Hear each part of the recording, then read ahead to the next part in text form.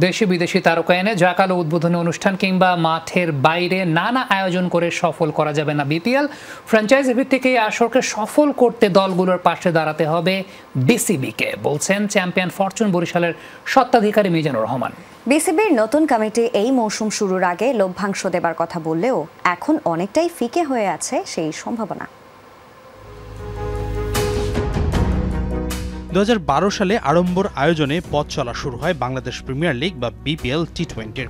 খেলার মান, তারকা ক্রিকেটারদের উপস্থিতি সবকিছু মিলে প্রথম 2-3 সিজনে বিপিএল এর মান ছিল খুব ভালো, তুলনা করা হতো আইপিএল এর সাথেও। কিন্তু দেখতে দেখতে হয়ে গেছে বিপিএল এর 10টি আসর, উন্নতির পরিবর্তে বিপিএল এর মান কমেছে সবকিছুর বিচারে। 30 ডিসেম্বর শুরু হচ্ছে বিপিএল এর 11তম আসর। দেশের সরকার পতন হয়েছে, বদলেছে বিসিবির নেতৃত্ব, কিন্তু বিসিবির ভাগ্য বদলেছে কি? সংশ্লিষ্টরা বলছেন এবারের আসরকে জমকালো করতে করা হবে আড়ম্বর উদ্বোধনী অনুষ্ঠান, আনা হবে দেশি বিদেশি তারকাদের, মাঠের বাইরে দর্শক উন্মাদনা বাড়াতে রাখা হবে নানা আয়োজন। কিন্তু এসব করলেই কি আসলে উপকৃত হবে বিপিএল? বর্তমান চ্যাম্পিয়ন ফরচুন বরিশালের স্বত্বাধিকারী মিজানুর রহমান বলছেন, বিপিএলকে এগিয়ে নিতে বোর্ডকে দাঁড়াতে হবে ফ্র্যাঞ্চাইজিগুলোর পাশে। আপনারা বলছেন যে খুব সুন্দর করে এটাকে বড় করে দেখানোর জন্য গান বাজনা করবেন, অমুক করবেন, সমুক করবেন।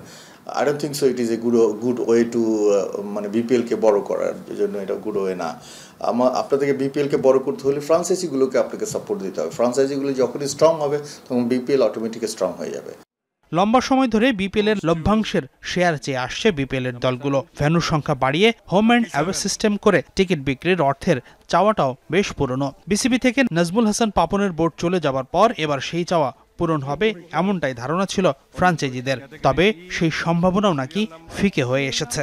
আমরা ইন দ্য বিগিনিং এ পেয়েছিলাম, এখন আমরা তারা চুপ হয়ে গেছে, বাট আমার কাছে এই চুপটা খুব খারাপ মনে হচ্ছে এবং আমাদের সাথে রেভিনিউ শেয়ার করতে হবে, otherwise BPL never ever can মানে স্ট্যান্ডার্ডে চলে যেতে পারবে না। বিপিএলকে সফল করতে সূচিতে পরিবর্তন আনাটাও জরুরি। জানুয়ারি ফেব্রুয়ারিতে একাধিক টি-20-র কারণে বিদেশি ক্রিকেটার পেতে সমস্যা হয়। তবে সবচেয়ে বড় বাধা আবহাওয়া। ভরা শীত মৌসুমে ঘন কুয়াশার কারণে ভালো পিচ তৈরি করা সম্ভব হয় না। লো স্কোরিং ম্যাচ হতাশ করে দর্শকদের। এই ক্যালেন্ডারটা এমনভাবে ফেলা হোক যেন অন্য SC20 তারপর IL T20 এদের সাথে ক্ল্যাশ না করুক। This is number 1। Number 2, due ফ্যাক্টরটা তো মানে একটা ভালো টিম টসে হেরে ব্যাট করতে মানে যদি পরে ব্যাট করে মানে হেরে যায়, সো ইটস রিয়েলি টেরিবল। এদিকে বিপিএল এর 12তম আসরে ভেন্যু বাড়বে প্রত্যাশা এই ফ্র্যাঞ্চাইজির। বরিশালের নতুন স্টেডিয়ামে হবে ম্যাচ, সেই প্রত্যাশাও করছেন মিজানুর রহমান। হাসিনুর রহমান, যমুনা স্পোর্টস, ঢাকা।